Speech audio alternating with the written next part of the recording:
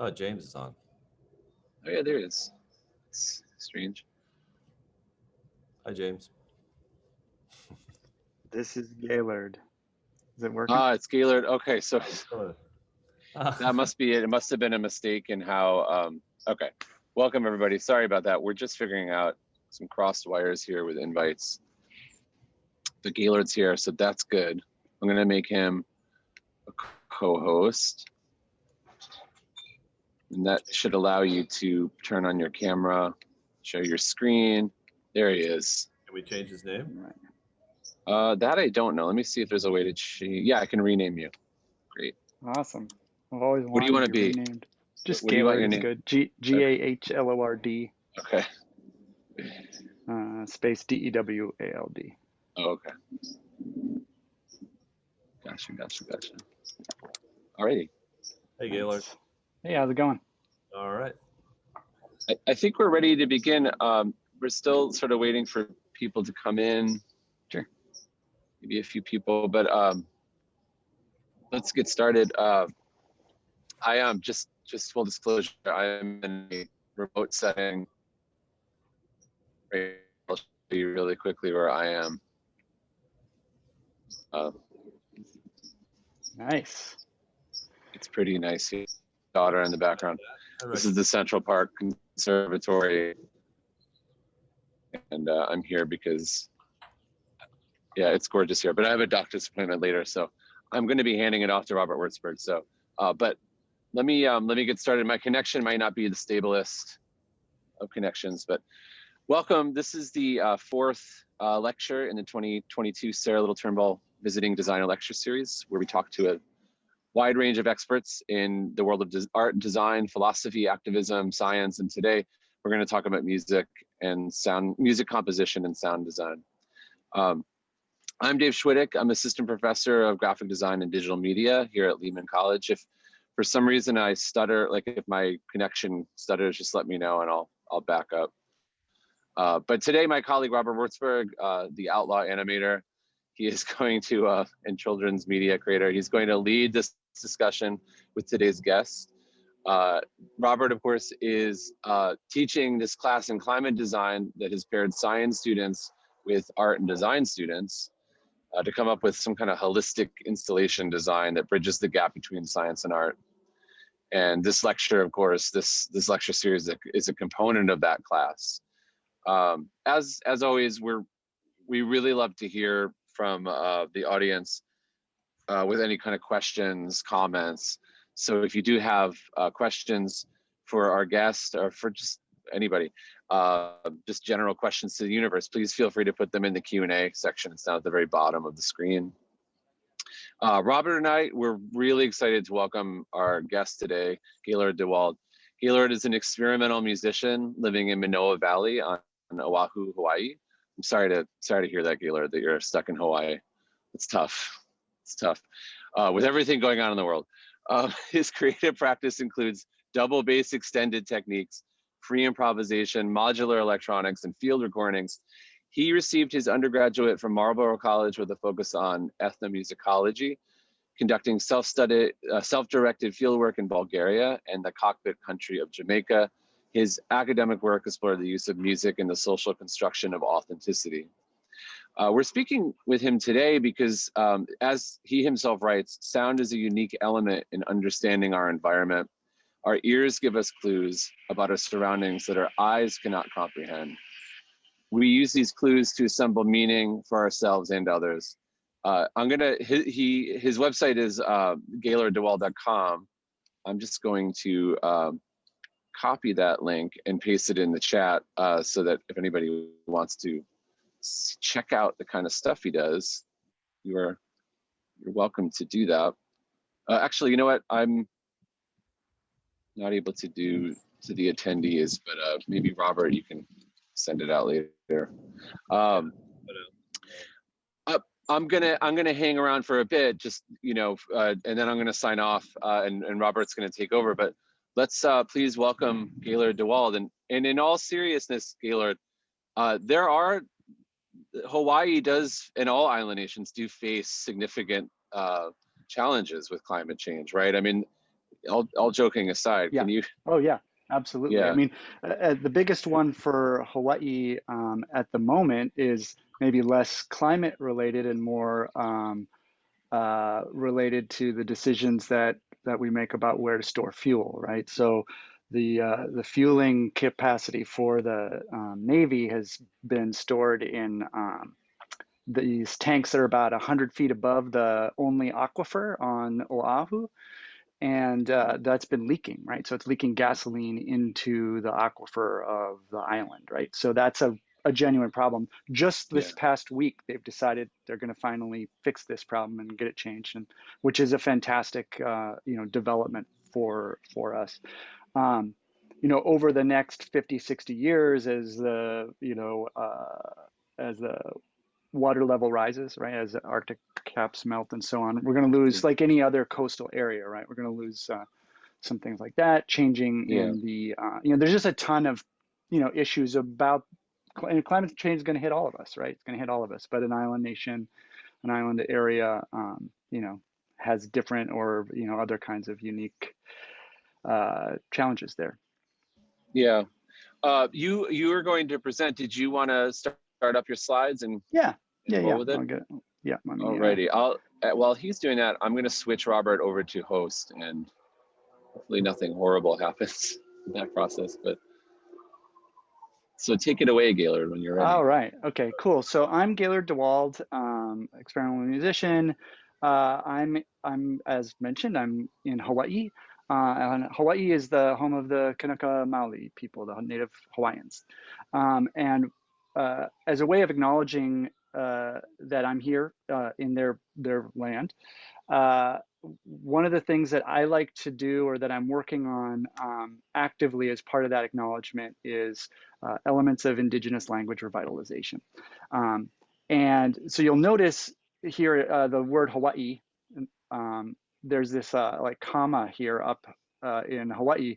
That's backwards, right? So the Hawaiian language has an actual character called an okina, which looks different. And many of our typefaces don't have, or some of our typefaces don't have the correct character.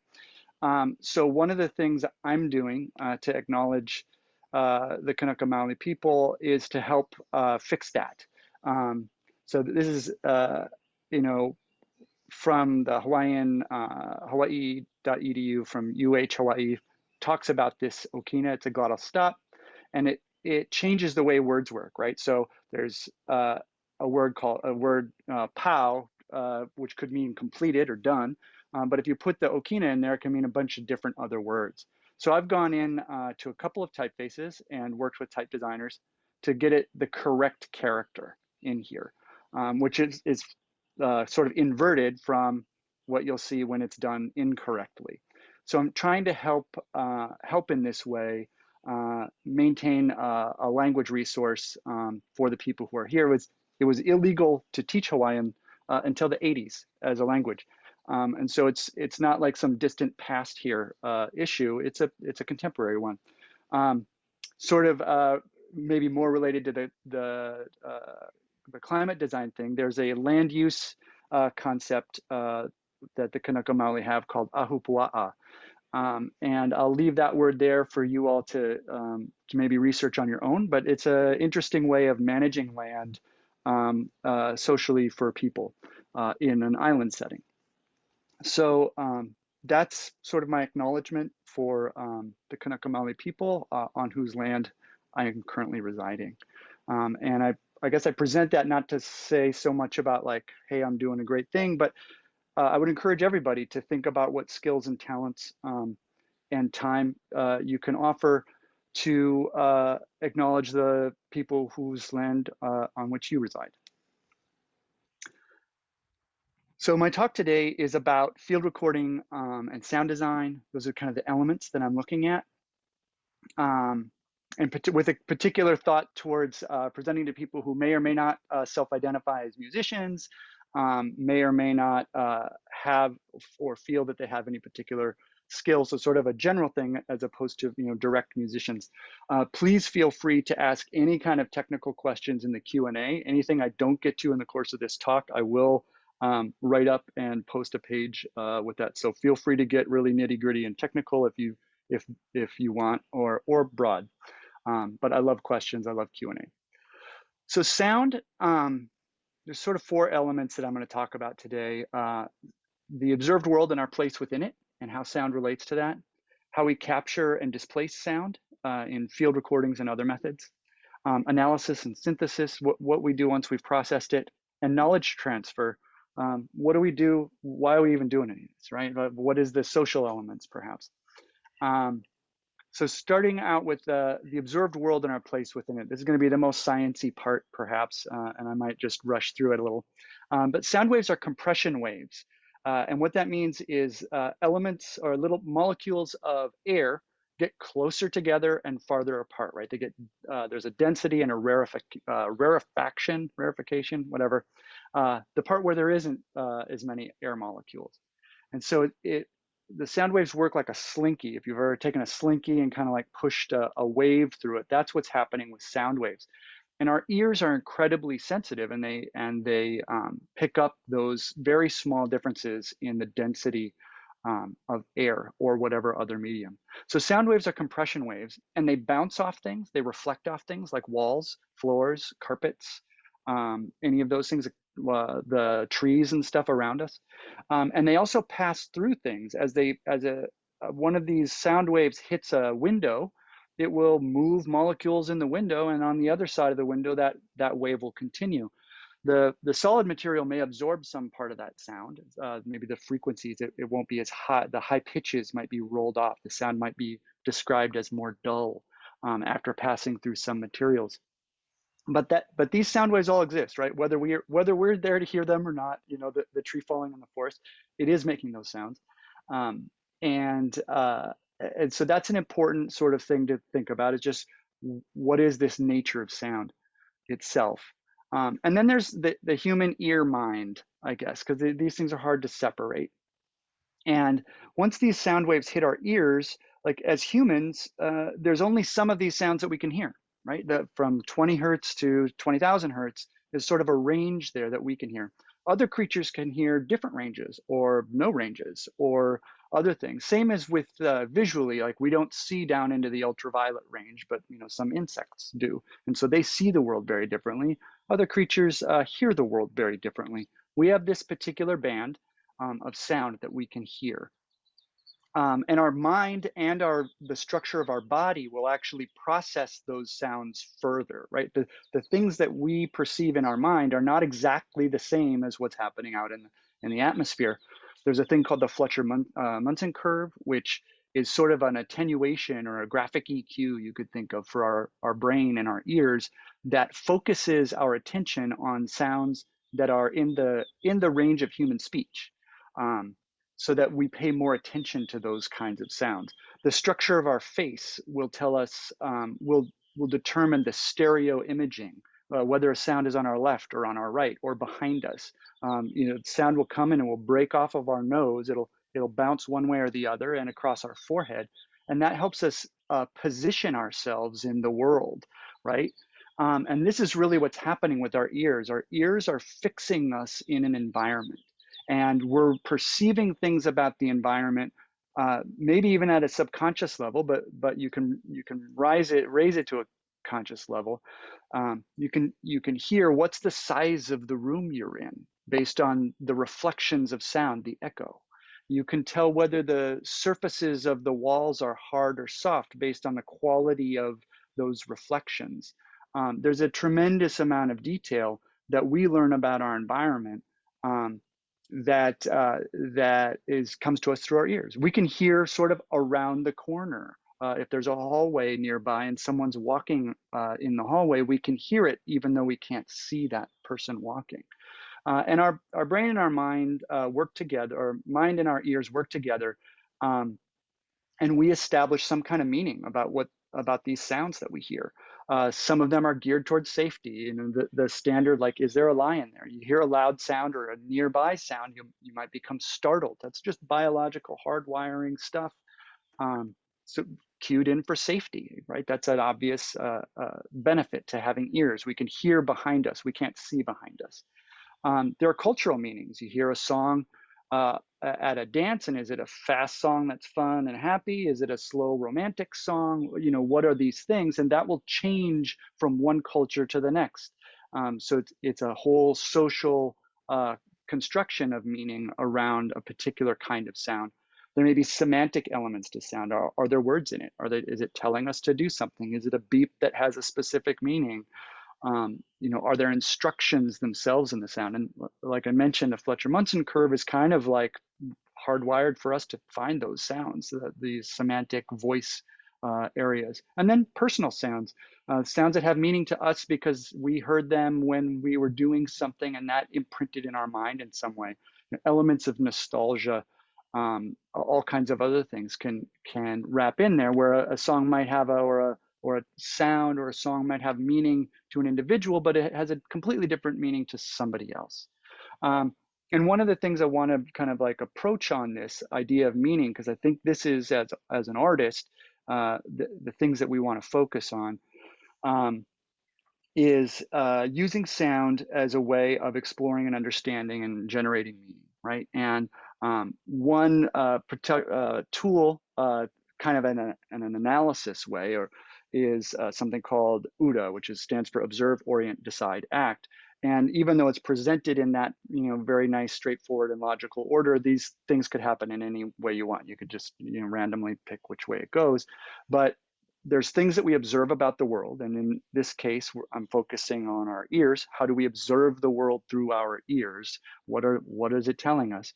There's the orientation, which is all of the biological aspects, the Fletcher-Munson curve, how big our nose is for left and right, you know, things like that. But also cultural and personal and history. All of those things build up an orientation for how we process sound. And that orientation will influence what we actually hear. Right? If there's a sound, we're used to the refrigerator running all the time, we stop hearing the refrigerator running. We don't notice it. And you can test this for yourself. You can go home and sit around for an hour or two and then unplug the refrigerator for 20 minutes and see if you notice a difference in the sound of the room. And you will. But you've ignored it perhaps up until then, unless you've got a really loud fridge. Sometimes my fridge is loud. But this observe and orient layer is kind of a real rich thing for exploration, both as scientists and as artists. And then decision and action is just sort of what kind of decisions do we want to make as artists to use these kind of built-in affordances that our ears give us, and how do we want to present them to people? So that's the observed world and our place within it. If we want to grab sounds or create sounds, what's required? You know, what do we need? And we're going to capture these sounds and we're going to move them into other environments. And there's a ton of you know, conversation a person could have around these ideas, particularly in relation to colonialism, or what does it mean to take a sound from outside and move it inside. Last week's or the previous lecture about fungus, some of that was brought up as a very interesting area, and within field recording music that takes recordings from the outside world and embeds it into the sound and the music. That's a ongoing discussion that happens all the time. But for capture and displacement of sound, first we need an electric ear, right? We need to carry a sound with us. We need to be able to capture it somehow, and we use microphones, right, to do that. And sound can come into different kinds of microphones for different reasons. You know, so we can have sound in the air, which would have a standard microphone that you might be familiar with, or the microphone that I'm using to present this right now, that's built into a headphone or a laptop, that kind of thing. But sound in the air, it's a measurement instrument. It's measuring the sound, the pressure of the air on a membrane, similar to our ear. Sound in water, there are hydrophones, specific microphones that just pick up sound as it moves through water. Because water is a slightly different medium. And obviously, if you put an electric thing in the water, you might have trouble. So they're specially built for that. There's some tremendous advances going on with that. And also people measuring the sounds of coral reefs and the sounds that fish make. That there's a lot that you can find on that one if you do a little research, particularly the sound of those little shrimp that like move at the speed of light to stun their prey. They make this clicking sound. That kind of stuff is really interesting, and there's a lot of work being done, particularly about sound within water. Sound passing through solid materials. So for that, one uses something called a contact microphone, and that will measure the vibrations of whatever it's attached to. So musicians will attach them to instruments as a way of isolating the sound of the instrument. You could also put it on a window and you'll be recording all the sounds on the other side of the window. You could put it on a floor and you'll hear footsteps and that kind of thing.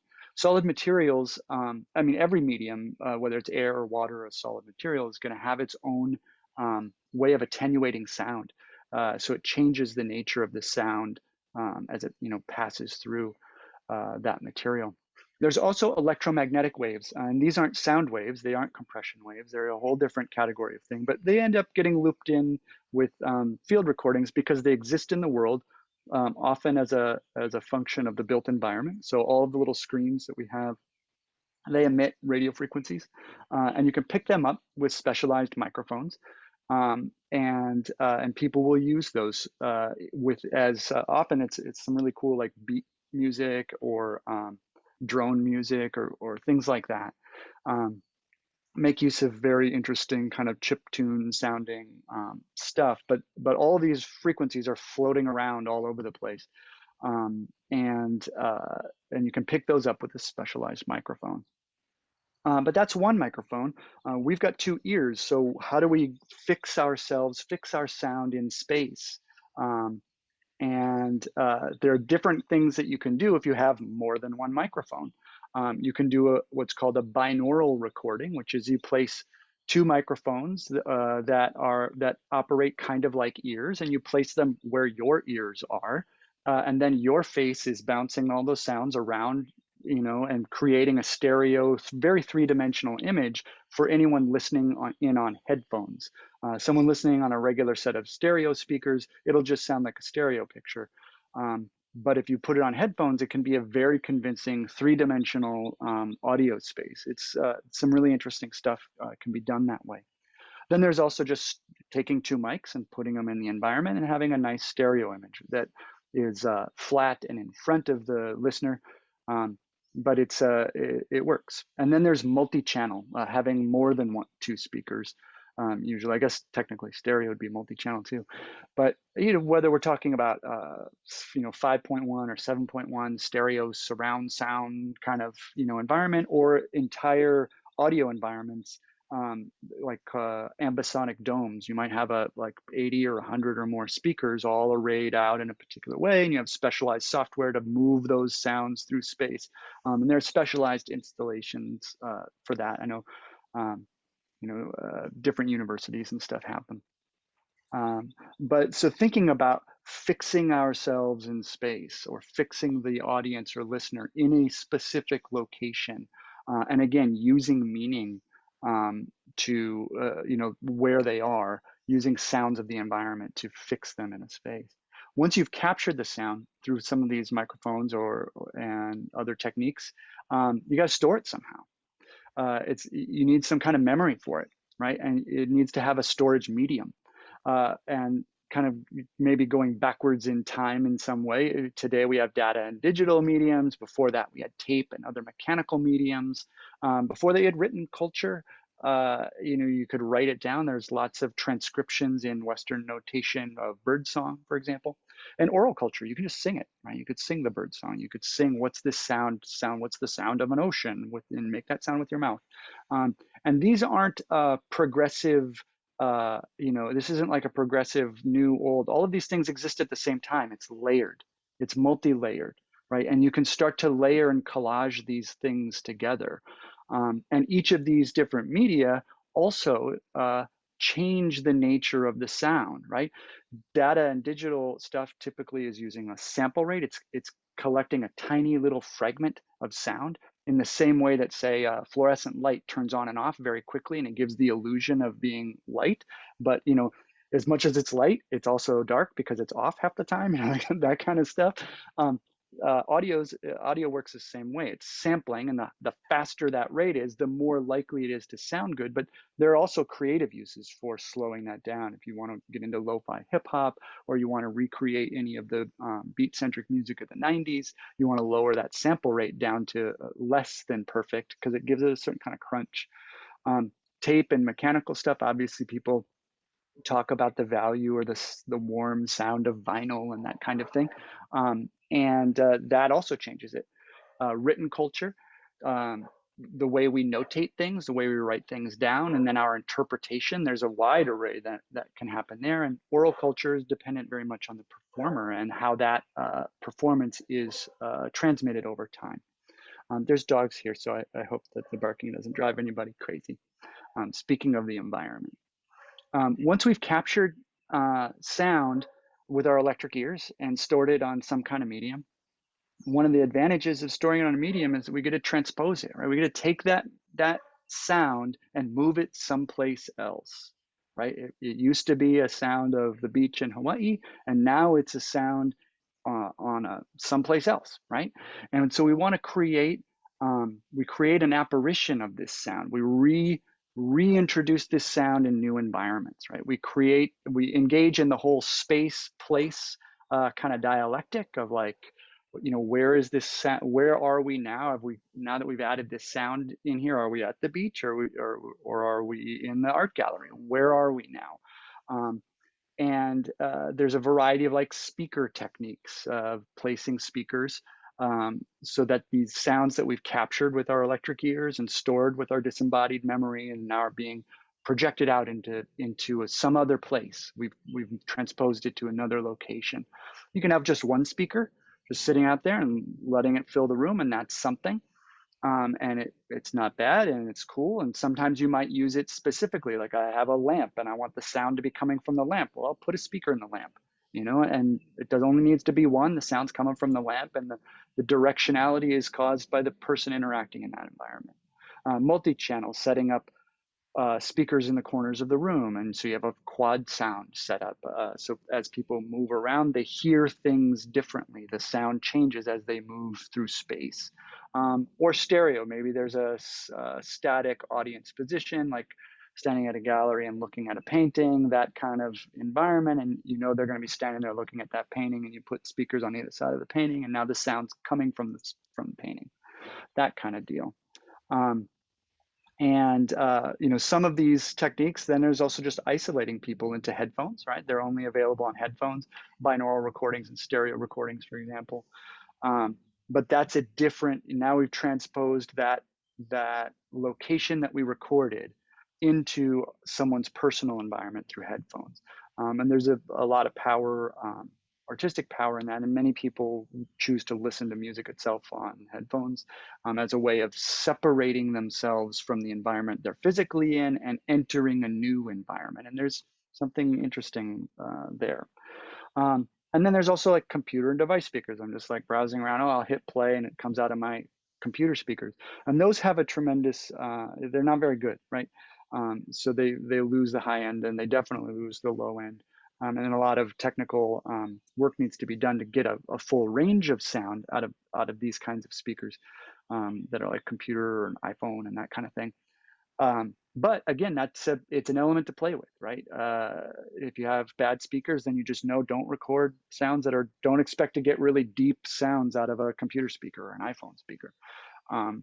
It becomes a tool for us. So we've created an apparition. And where we start to go with this is this sound as a cultural object, right? It's a thing that it used to just be a thing that existed in the world, and now we've turned it into something we can carry around with us in some way. And if we're going to carry it around, how are we going to share it? Where are we going to go with it? And there's just a bunch of different options of what does it mean to have a sound in an art gallery? What does it mean to have it on Spotify? What's it mean to have a cassette tape of that sound? What's it mean to listen to it in a padded seat in a quiet, darkened room, that's been set up for specialty for important musicians? Or what does it mean to hear it at a club? What does it mean to have it on our headphones all day while we're studying or riding the bus or walking around? What does it mean in a film or other narrative works? What does a sound mean when it comes across the radio?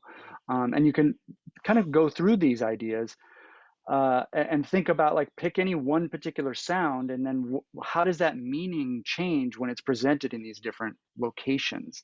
And what is, what's going on with that? For a while in classical music, and it still happens, people are like, oh, we're going to play Bach in the bar, and it'll be this like cool thing where it's like classical music, but it's in a bar, and like, whoa, light our hair on fire. What does it mean to do that?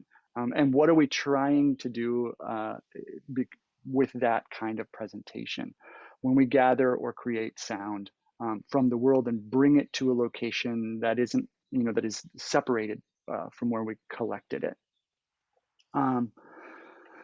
So hold that thought. Once we've collected some sound, we can think about it a little bit. We can analyze it and do some synthesis with it. So we can dissect the sound a little bit. There's a lot of different ways to dissect sound. Thinking of sound in terms of scientific data. How long is it? What are the frequencies involved? Is there a specific science element to the sound itself? Are we measuring like this is the range of a certain Beatles sound and this is the range of a chainsaw, and these two things mask each other, which makes life difficult for the beetle? Things like that. So we can look at the scientific meaning within the sounds. We can look at dissect the cultural meaning. Does this particular beat mean something? This particular rhythm have a meaning? Does this particular instrumentation or orchestration of music mean something? Does it mean something to play it on a violin versus electric guitar? Is there a meaning there? Spectral analysis of sound, like what are the high pitches and what are the low pitches, and what's the combination of those different things, and what actually makes up the sound itself. And then temporal, is it long, is it short, does it happen, how does it happen, this sound happen over time? Does it start quiet and get loud? Does it start loud and get quiet? Those kinds of things, and really thinking about a specific sound in this way. Once we've captured it, we can replay it and examine it over and over as this sound object, which we maybe couldn't do quite as easily otherwise, right? And then there's adding things back together, right? Once we've captured it, we can put them out of sequence. We can start with this sound and then move it to another place. So now the recording is out of order, but it might be in an order that has cultural meaning to us or personal meaning to us. We can make sounds happen at the same time. We could take an hour-long recording and chop it up into 1-minute segments and then play the entire hour all at once over 1 minute, and all the sounds would happen all at once. They would still be the sounds we recorded, but now the whole universe has happened all at once. This technique is used a lot in beat making to generate specific, usually percussion sounds. You might want the attack of a particular kick drum, but the body of a different kick drum. And so you kind of start to layer these sounds together. So you think about sounds in terms of when do they happen in time, and where do they happen across the frequency range and the highs and the lows and that kind of thing. And then adding into that, like, is there scientific meaning to that? Is there cultural meaning to that? Does it give us a greater understanding of the spectral or the frequency content of that sound? These are some of the things to kind of like wrap a person's head around. Once we've done some thinking about our audio, we might want to share it with people, right? We might want to get down to knowledge transfer. And the first thing, I guess, to think about in some ways is like, what's the intent? Why are we sharing this sound? What do we want to do, right? And there's a lot of different reasons. This isn't an exhaustive list. None of these lists are exhaustive. There's entertainment, right? Do we want to just play this stuff and like pass some time while we're on Earth and enjoy our lives? And this is entertaining, and man, that's nice. That's one, and that will influence the kinds of decisions a person makes about their sound collection and analysis and that kind of thing. Do we want to inform people? Is it a sonograph? Is it an audio equivalent to a Cartesian graph, right? So is it something that it represents in a scientific way, perhaps some property or element of the environment? Or is it a sound that maybe it's a more of a semantic meaning, like if you have an electric car, they're very quiet vehicles. And so if you're driving at less than 20 miles an hour, It might generate a sound to alert pedestrians that, hey, there's a car driving here. It's informing, that sound is informing people. And you might want to, well, what kind of sound design would we put on a car like that? You don't want to just have it be a horn or something like that. It needs to both make them aware there's a car moving, but also be not obnoxious, right? And that's those kinds of decisions come into play there. We might want to like commune with one another, right? Like to be with other people. We might want this sound to be with other people. So there's a lot of ceremonial use of sound, or just like, and also, in religious or spiritual traditions, but also in secular ones. I think, many people like follow the Grateful Dead, and they're doing that to like be together, and that's something that they're doing, or they go to a show together because it really means something to be together as human beings. And sounds, some sounds are made for that. Or do we want to activate people? Is it like a protest song, or is it a beep that says now it's time to cross the street, or those kinds of, what is there an activation element, right, to our intent? And again, this isn't the only possible set of intent for why we're sharing it, why we're sharing sounds with one another, but these are some of them, right? And then, once we know a little bit about what our intent is, then we kind of come back to this idea of social context, right? Are we sharing these sounds in multi-purposed groups, right? So I kind of define a multi-purpose group as like a bunch of people, but they're not sharing any specific reason, like any real meaningful reason to be together, right? So like hold music on the phone, for example. All these people, they have some kind of purpose together. They use a product maybe, but it's all kinds of people from all kinds of backgrounds, all kinds of cultures, and they're going to have, when you make the sound for that environment, that might have an impact on it, or any other kind of, large group of people that you don't have any control over who's going to hear it, or what have you. Or single purpose groups. A bunch of people get together for a specific reason. They're all there at the political rally, and they all have a purpose, and now we're going to have that. Or they're at a religious ceremony, or anything like that. And the art gallery may be single purpose, maybe multi-purpose, depending kind of on how you envision it. And then there's also just individuals, the people listening to the chill beats, playlist on Spotify to do some homework, or they're listening to music while going for a walk, or they're just listening to music on their own because they enjoy listening to music on their own, right? This is all these kind of issues of the social contexts of sound really tie back into this idea of sound as a cultural object, right? It's groups of people, and so we present this cultural object of sound and music that we've gathered. We've assigned meaning to it. We've done some analysis and synthesis to help us understand the sound and help us communicate our intent, or to work towards our intent. And then we present it in some kind of social context. And with that, we're complete. With the talking part of this. I've made a playlist that I'll share in the chat, which has it's about 45 minutes long, of some experimental music that all of it incorporates some elements of field recordings. So starting with Christina Kubish, who since the 70s has been recording RF frequencies, and she makes music out of these kinds of sounds, and she has a whole Soundwalk series and so on, related to picking up the radio frequencies available in the environment, in the built environment.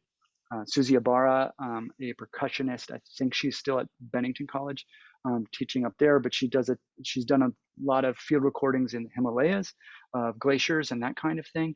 And she blends her percussion activity with the sounds of that water.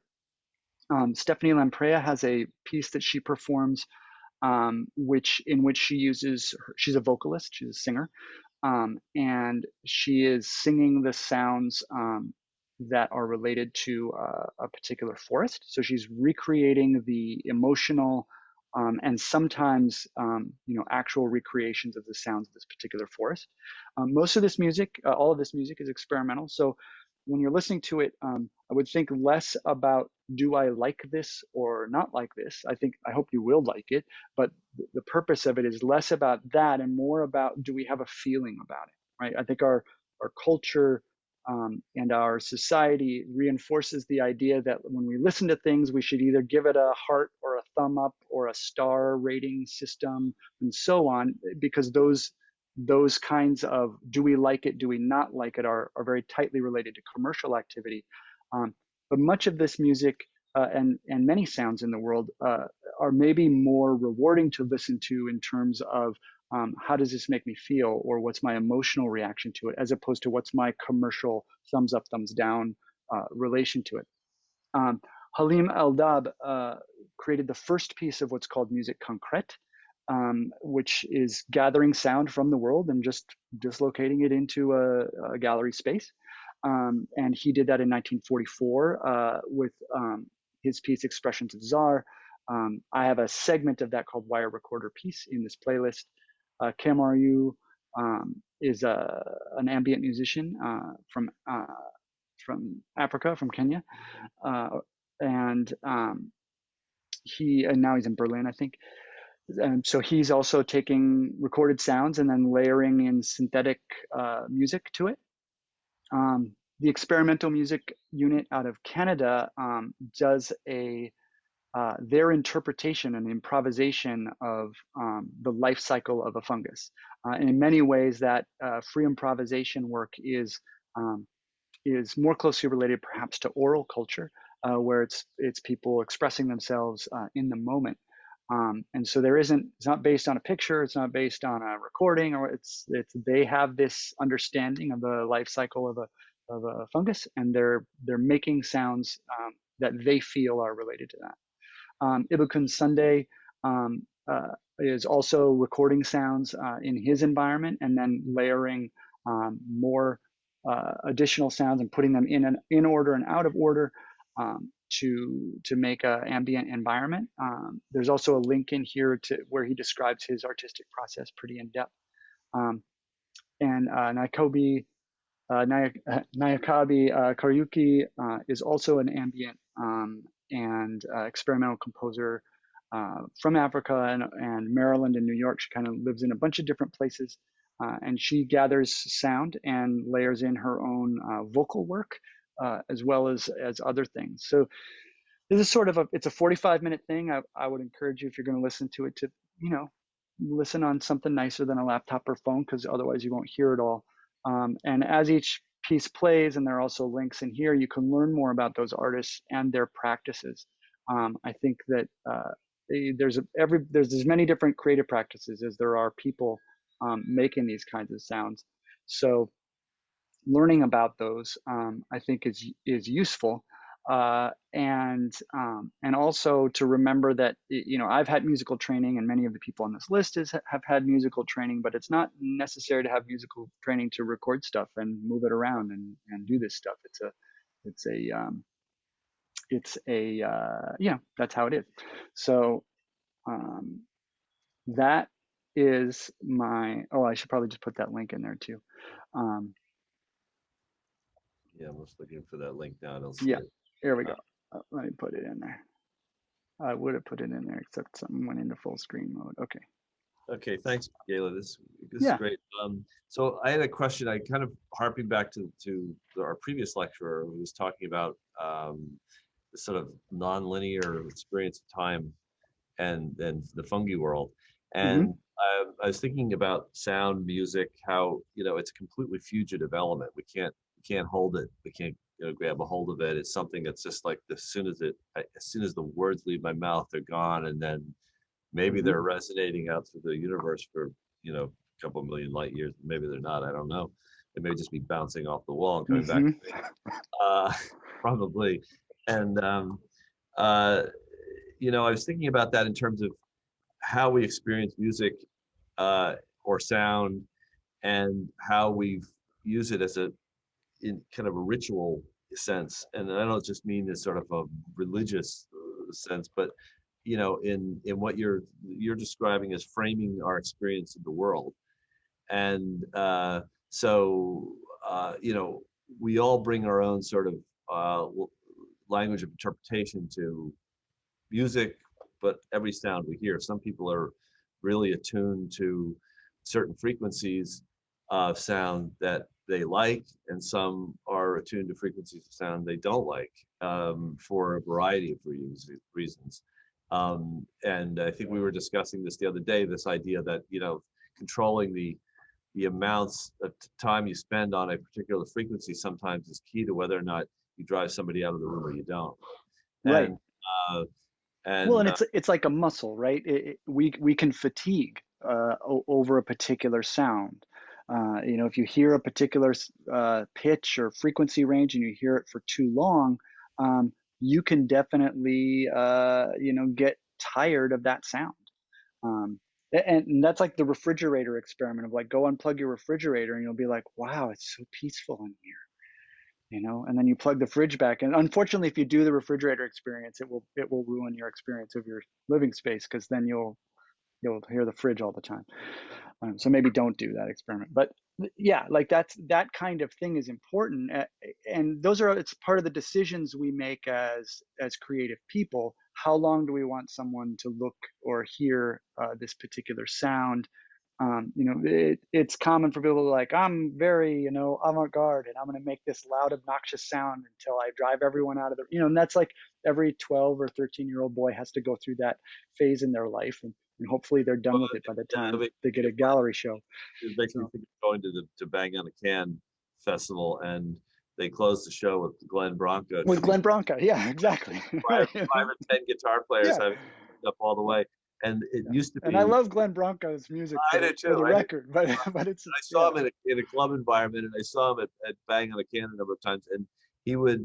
The first few times I saw them there, it was at the Bang on a Can. It was usually to clear the after 24 hours music of various performers. That was how you cleared the space out. Yeah. And you literally it was a physical experience. It is, the volume was so high, and then you feel it on your body. And the last time I went, they for the first time they handed out earphones or earplugs, and they handed them out so that, and children stayed. It wasn't just adults. Children stayed because they liked the physical experience of having their lungs jiggling. It was. Yeah.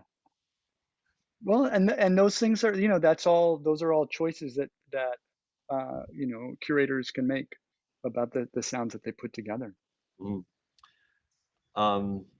So this kind of idea of again putting people in a space and having basically you're putting sound in there to invoke something, whether it's a structural Beethoven or whatever.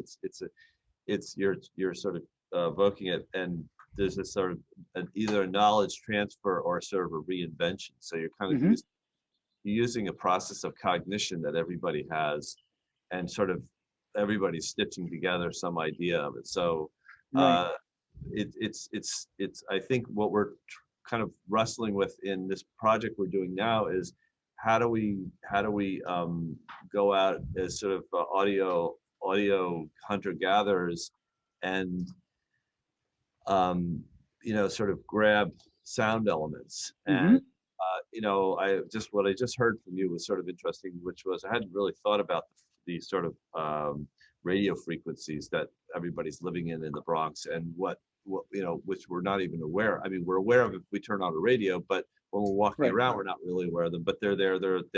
They also have a presence. So there's where we have this sort of mechanical response we're observing. We have this nature response and then there's the interference between the two elements, which I was wondering if we could talk about a little bit. And then also we have this other sort of, I'm not really sure how to quantify the experience of what the interference is of radio frequencies in just our other audio experiences. So like, because sometimes living in the city, sometimes maybe it's my tinfoil hat, I don't know, but there's a sort of, sometimes I have, there's a these pitches that will come up, particularly if I'm downtown. They'll suddenly like overwhelm my. I'll hear this high pitch that'll run for maybe 5 or 10 minutes, and I'm not the only one, so I know I'm not crazy. I was gonna say maybe it's too many Glenn Branca shows.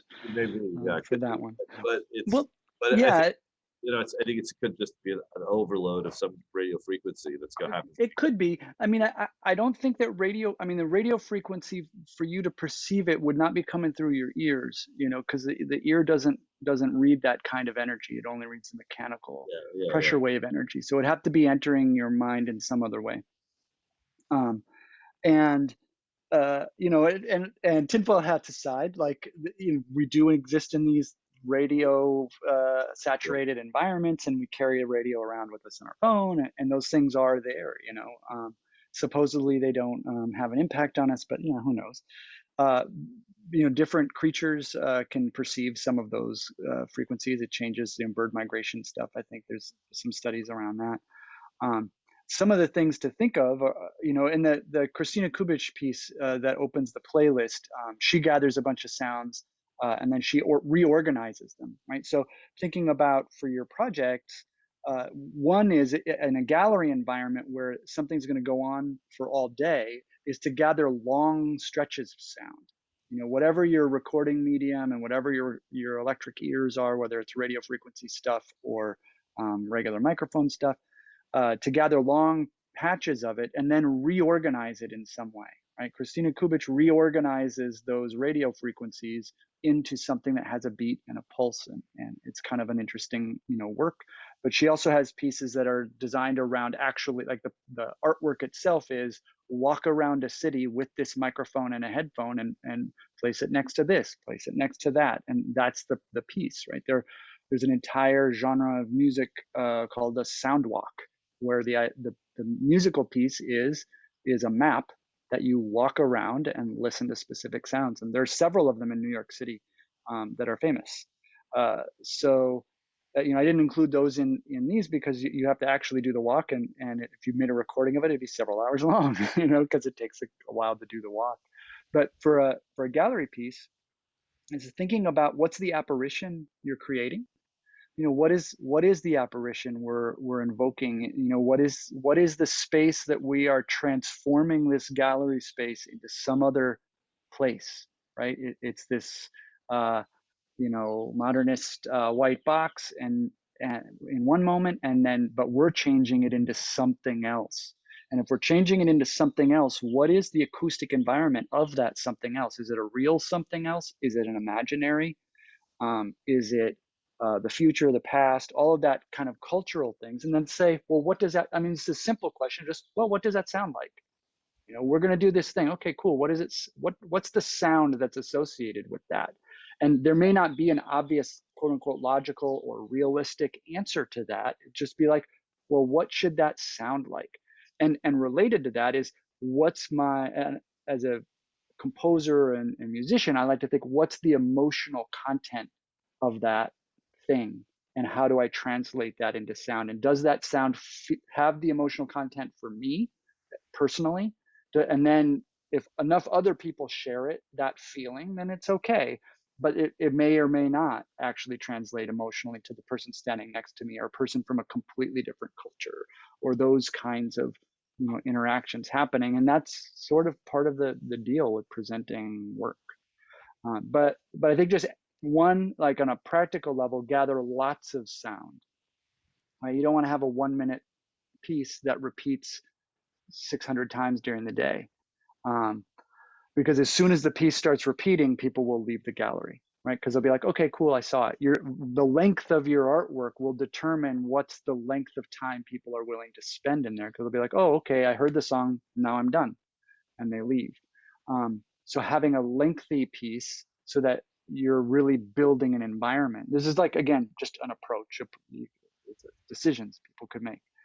I don't know if that answers any of the questions you just asked, but no, but yeah. Looking at the chat here, can you see the chat? Oh, I didn't pull it up. I'm gonna let you drive the chat in the Q&A. Yeah, there's they're in the chat. Someone asked about whether I've heard of a brown note. Yes, the brown note is real. And there's also like tremendous number of studies around like police usage of sound, right? So, which is where that particular phrase and concept comes from, but also sirens. There's a woman in Australia doing a lot of anti or abolitionist work against police sirens, and you can use physics to negate particular sounds by adding the inverse sound of one to another. And her name is Bridget Chappell, and she's not on this playlist, but she has there's a previous playlist that I've done that she's on. I'm not Any getting, other?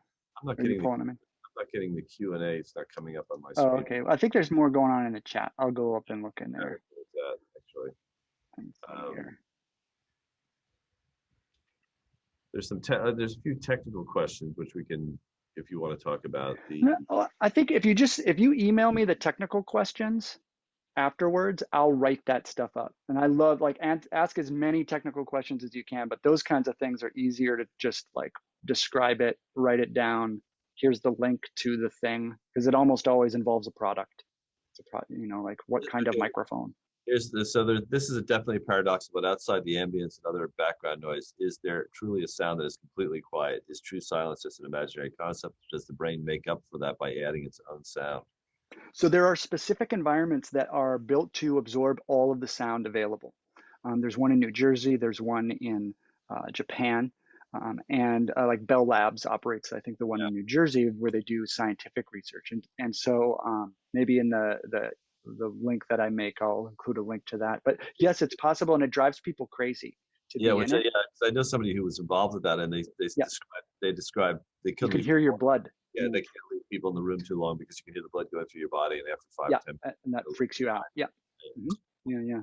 So those environments do exist. They have to be very carefully, built, and they're just completely padded in a special way to prevent any sound from traveling. Kind of in the opposite spectrum of that, there's a place that I performed in Colorado called the Tank, which is a large water silo, and it's got so much sound. All the sound reflects kind of indefinitely inside this space. I think there's a reverb trail of like 4 minutes or something. It's some ungodly length of time. And if you're standing maybe 2 or 3 feet away from someone and speaking, the language is completely unintelligible because it's reflecting off of everything so much that the sound, it just becomes a soup of sound. And so it's sort of the opposite of no sound. It's like too much sound. And so those two kind of acoustic environments are interesting to me, kind of as opposites. Yeah, the last time I was in a club, it was so loud that no one could talk. So everybody was standing around with their phones, texting each other. But in the abstract, is there such an idea as a true silence? I mean, that's maybe the other question. I mean, it's like this is sort of in outer space. If you're out in outer space, is there sound? Not that I mean, there must be, because there's at least a few molecules out there, right? So, but I don't know that our ears would be sensitive enough to measure it. It would have to be an environment in which there are no molecules to become dense and rare. So it'd be a vacuum, I guess. In a vacuum, there would be silence for our ears. So somebody writes, how can one should gauge the emotional output of a chosen sound in an art presentation? Can you talk about how the sound of monks or chants are mesmerizing? Yeah, so I think that's personal, right? A person's you've got to approach that sound on your own and see how it makes you feel, and then it's asking your friends, hey, well, how does this sound make you feel?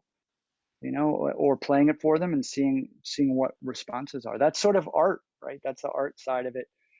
It's not as simple as like, I'm going to make this sound.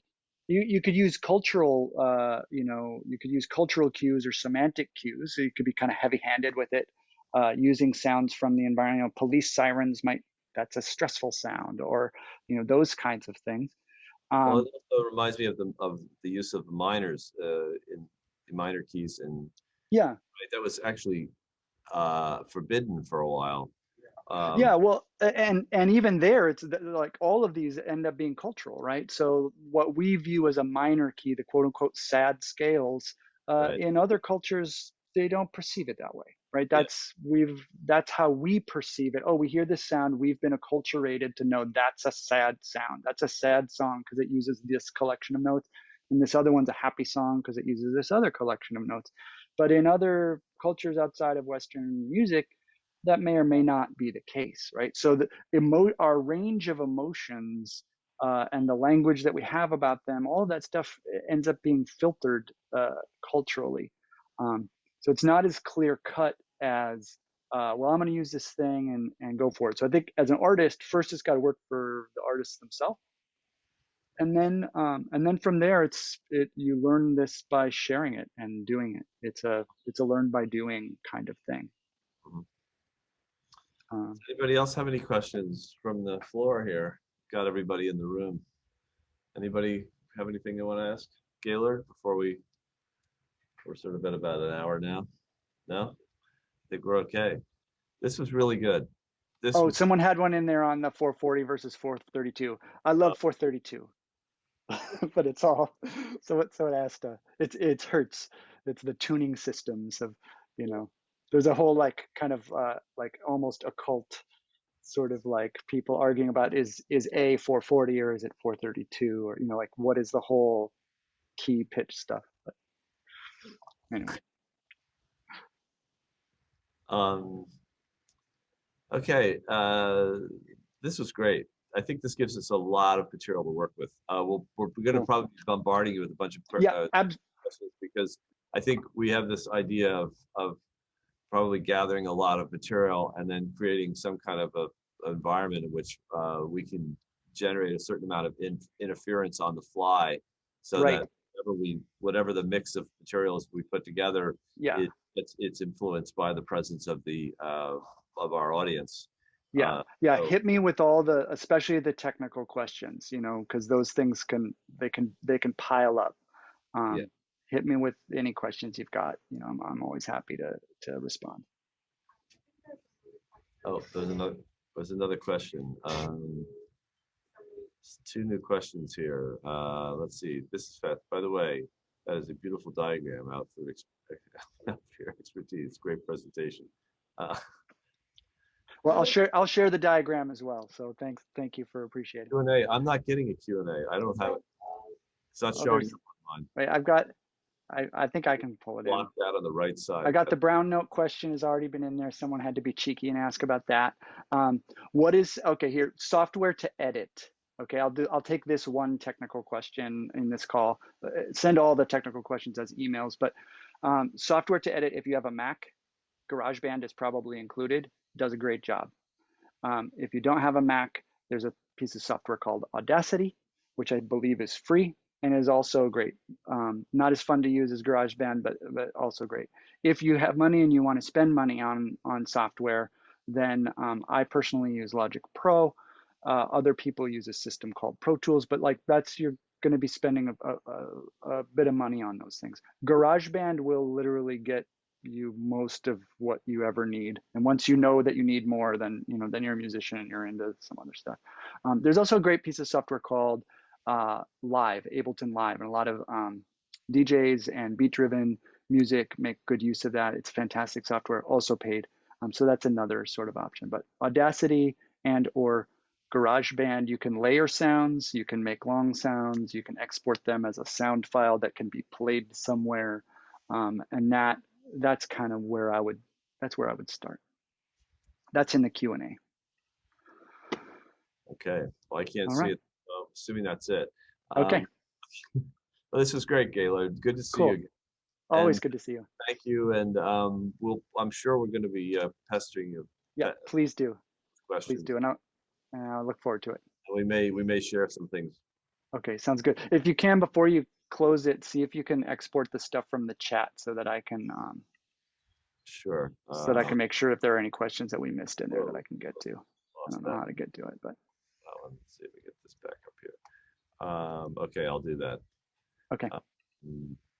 We got one new message. Oh, thank you very much. Okay, great. Thank. What's that? The link to the playlist is in the Q&A. It's in the chat. I'm sorry. And let's see if I can get that chat. Okay.